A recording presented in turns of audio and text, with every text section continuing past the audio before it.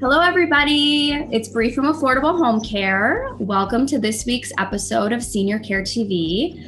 I am super excited about our topic today because I feel that it's very important for anybody to know the information that we're going to discuss, whether or not you're caring for an elderly loved one, you're in the senior industry, or just for yourself to have in the future. I think everybody can benefit from having this information. We're going to discuss estate sales and what goes into it. And I'm so lucky to have my guest today. His name is David Ingber, and he is an attorney for ELLIAS Elias, a law firm located in West Bloomfield. So I'm going to kind of let him do his intro, and then I'm going to just ask a couple questions, and we're going to fire away from there. So go ahead, David. Nice to have you. Hi, Bree. Yep, thanks for having me. Again, my name is David Ingber. I'm with ELLIAS Elias, where we're a small boutique law firm located in West Bloomfield, Michigan, where we do estate planning work and business planning work for people. And, I'm happy to be here today and explain estate planning. Do you have any early questions before I begin? I do. So should everybody have an estate plan, David? Yes, you should definitely have an estate plan. If you do not have an estate plan, then the state of Michigan will provide you with a default estate plan for you. Wow. Now that's important because your assets may not be going to who you want them to go to. It's going to go under what the state thinks is the best plan for your assets. So it's highly recommended that everybody should have an estate plan, no matter how big or how small your estate plan is. A lot of people I find think that, well, I really don't have that much. I just want it all to go to my family. They can just deal with it at the time of death. Well, it doesn't work that way, because under the state of Michigan, if you don't have an estate plan, you're under the rules of intestacy. And under the rules of intestacy, the state determines who gets your assets. So your assets may not go to where you want them to go to. And there may be certain situations in your family where you want certain things to go to certain people. There may be some special needs, planning that needs to get done. And so it's important for you to have an estate plan, no matter how big or how small your estate is. Wow. I mean, that's very unsettling to know that your assets can essentially be, dispersed anywhere. So, wow. Okay. I know I've been procrastinating it myself. So definitely something I need to, get on the calendar and just. Yeah, we can definitely help you with that, Bree. So what's included in an estate plan? So in an estate plan, you would get a will, a revocable living trust, a certification of trust, a durable power of attorney, a medical power of attorney, and a personal property memorandum. And I'll go over what all of those documents do.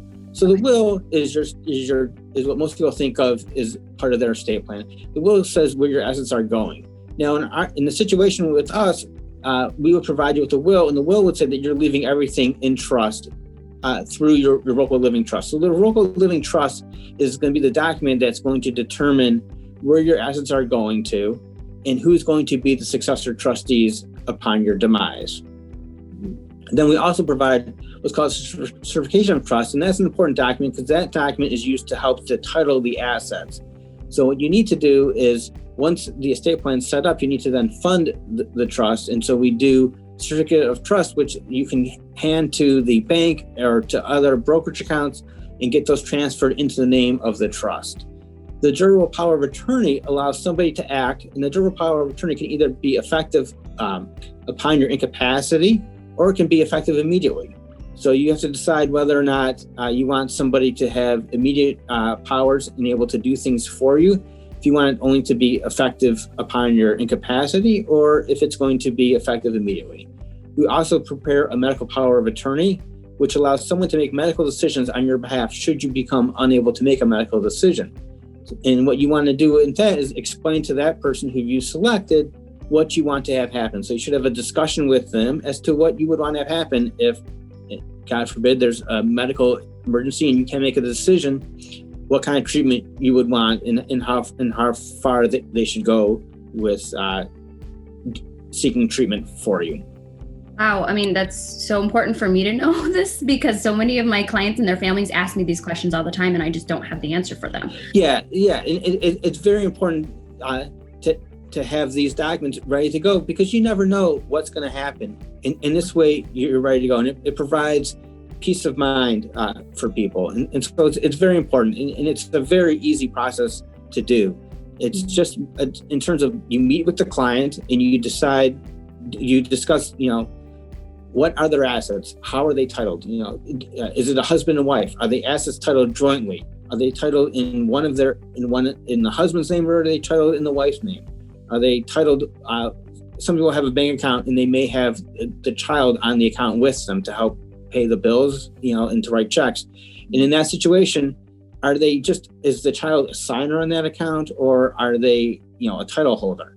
And we have these discussions and figure out how things are done. And then we discuss with the client what they want to have happen with their assets. Yeah. Is there a specific situation where they maybe have a special needs child, and so they need to do some planning for that? We can help with that. You may have a situation where they want everything to go to their kids equally, but there may be some family dynamics where one of their children is super successful and they don't really need assets from the parent, and maybe one of their children needs a little bit more help. There's some special circumstances there. And so maybe you want to, give everything to that child.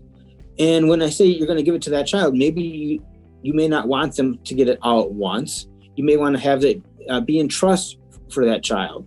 So for instance, maybe at age 25, they can get a third of what's in there. Or at age 30, they can get, half of what's left. And then at age 35 or 40, they can get the balance. So that's the advantage to having a trust. Everything's laid out as to how the assets are to go, and the advantage to keeping it in a trust as opposed to just doing it in the will. The will has to go through probate.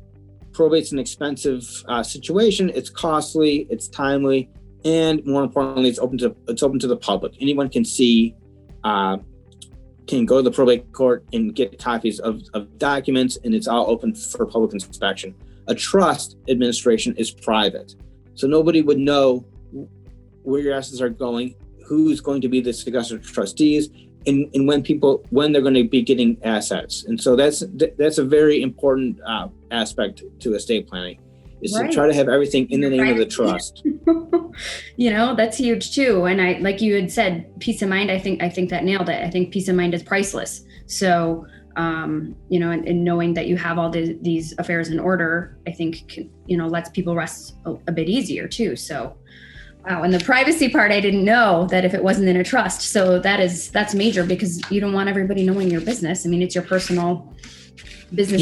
Yeah. Most people do not like to have all of their, especially, they just don't want everything out for everyone to know. It's private information as to what their assets are, who they're going to, and when they're going to be distributed. And so if you do it through the Revocable Living Trust, it's all private. There is trust administration that gets done, but it's not open to public inspection. There's no court supervision on that. Whereas probate is public. It's through the probate court, and so that's more open to inspection. And another important thing to remember with an estate plan is it's all changeable. So as long as you're alive and you have capacity, you can make whatever changes you want to your estate plan. So for instance, if everything's going well with the family, you're getting along with all your kids, and you want everything to be done equally, that's fine. 2 years, 3 years down the road, there's a circumstance going on where maybe a child's going through a divorce, and so you don't want them to get all their money up front. You can make changes to your estate plan, and you can change when those assets are going to be distributed and what they're going to get. And maybe you want to hold some back. You want to change who you selected to be trustee. You want to change who you selected to be on durable power of attorney. Those can all be changed. This is not irrevocable. So even though you're doing this document now, you're setting up the estate plan now, things can be changed. It's a fluid document. Nothing is set in stone until you've passed away and you don't have capacity. But until then, you can make changes whenever you want. So if on day one you want it to go this way, but a year or two down the road, you decide, things have changed. There's been a change in the family. I don't want this person to be the trustee, to be helping you administer my estate. I want this other person. You can go ahead and make those changes. So it's very important to remember that all this it's important to have the estate plan set up, but it's important also to review it every year to make sure it's still comporting with your wishes. Because the last thing you want to do is have set up an estate plan on day one and said, okay, this is how I want things to go. And then a year or two later, there's a change in the family dynamics, or there's a change, you've inherited a whole bunch of money, or you've spent money, living, and so there's less to go around. And so maybe you were making a whole bunch of gifts before, and you want to cut that back. All these things can be changed. And that's so reassuring, because what we all know in this past year has proven that anything can change in the blink of an eye. So, that's very, I'm sure, a reassuring feeling for people to know that they can continue to update this and keep track and make changes as time goes along and things change. So what's the process? What are the important steps to preparing an estate plan? All right. So the initial thing is for the client to gather a list of their assets. And that would be, do they own real estate? Do they have a business interest? Do they have brokerage accounts, bank accounts? Are they involved in any other investments? Stuff like that. What are their major liabilities? So they want to get a list of their assets and how those assets are titled. Are they titled jointly? Are they titled in just their name alone? And then from there, we want to have a meeting. Due to COVID and what's going on now, we can do it via Zoom right now and just have an informal talk with people and, get a list of their assets. And then we want to discuss who they want to have to be administering their estate. So who they want to have to be the successor trustee when they can no longer act. And they should have, I recommend having 3 to 4 people as backup, so maybe they want one of their kids, or they want their accountant, they want their attorney, have somebody who can administer the estate for them when they're no longer. You also want to discuss who they want to have selected for durable power of attorney. Do they want to have, a family member or somebody else? You want to select also who they want to have for their medical power of attorney, who's going to make the medical decisions on their behalf.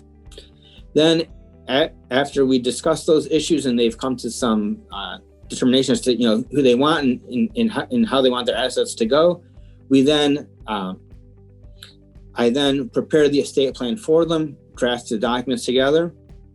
We can have another meeting to go over the documents and discuss those. We can do those via Zoom, where I can email draft documents to them. And once the client has agreed, that they're fine with how the documents are, we set up a time for them to come into the office and then to have things witnessed and notarized. Unfortunately for that, they would need to come in. There is some ability to do remote notarization, but that's more of a hassling process. And so if they could just come in for just a quick time to just sign the documents, it's under an hour, because they've already reviewed all the documents ahead of time. So there really shouldn't be any changes that will be made. Mm-hmm. And they just come in. I have the witness and notaries already here for them. We get everything signed up. The clients then leave. Then what I do is I prepare a closing package for them, give them a summary letter, an instruction letter on how to fund the trust, and also give them a summary letter explaining, what's in their estate plan documents, and they have the originals and they're good to go. And then every year or so, they should be reviewing those documents. Yeah. So you mentioned funding. So why is funding important? So funding is important because you want to make sure that to avoid probate. The whole goal of setting up this estate plan is to avoid probate costs and expense and delay and things not being private. So you can set up this whole trust, but then you have to get it funded. So if you have things that are just in your name individually, you need to get it. You need to go to the bank. If it's a bank account, you need to go to the bank and have them retitle in the name of the revocable living trust. It's no big deal. You still have complete control over the trust. So it's not like you're giving up anything. You're just transferring the name from your name individually into the name of your revocable living trust. Because things that are in your name individually are subject to probate. Gotcha. But if it's in the name of your trust, then it's not subject to probate. Okay. Wow. Okay. And then I just have one more question for you, and this is such great information. So what's the most important aspect of estate planning? What should we know? So the most important thing to remember is that this is fully changeable. It's a fluid situation. You can make whatever changes you want to the documents. So for instance, if one day you decide, you want your Aunt Sally to be the personal rep, and unfortunately she's passed away, since the document was signed, you can then select, backups. If there's a change in family dynamics, you need to make a change to the document, that can all be done. So, just because you've got the estate plan done doesn't mean that things can't be changed or undone. Whatever you want to have happen can happen. That's the important thing to remember. It's you're the one who's deciding where you want your assets to go. And if you want to make a change later on as to where things are going, you can do that. It's your asset. You can make whatever changes you want. Yes. Well, thank you so much. I mean, like I had mentioned, I think this is kind of a scary thing for people to deal with if they don't know anything about it, and you definitely have made it seem a lot less intimidating. And I mean, it's quite simple, to be honest, if you just meet with it's not an intimidating process at all. It's nothing to be scared of or anything like that. You're just telling me where you want your assets to go, and we go ahead and do that for you. Thank you so much for meeting with me today. David, would you mind just providing your contact info so if anybody has any questions, they can reach out to you? Absolutely. Yep. The best way to get a hold of me, you can reach me on my office phone, which is 248-865-8400, extension 105, or you can send me an email. The email is djingber@e and then the number 3pc.net. Anytime I have clients asking me these questions, he's the guy that I go to. So, because I definitely don't know the answers. So, thanks, Bri. I appreciate that. Yes, of course. So thanks everybody for tuning in, and I look forward to talking to you all again next week. Bye, everybody.